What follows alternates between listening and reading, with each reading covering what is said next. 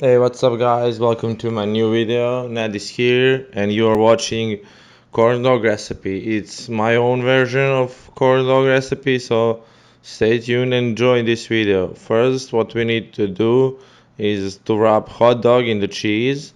I use it Swiss cheese. You can use whatever your cheese you want. You have it. Slice it on it. I use it like 12 hot dogs and 12 slices of cheese. Put it on the lid and let it on the side to cool out for 20 minutes. And then we are making mixture. We are using flour, baking soda, salt, pepper, smoked paprika, milk, and then egg. I mean, 2 or 3 eggs. I use it.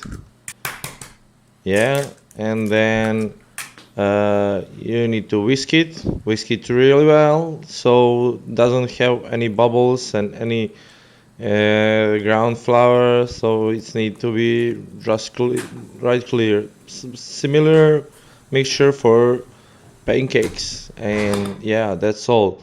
After that we need to put it on the jar or big glass if you have it, so because we need to stick it corn dogs. Yeah, and next step is we are putting corn dogs in the mixture. Yeah, and then put it on the oil. I use it vegetable oil.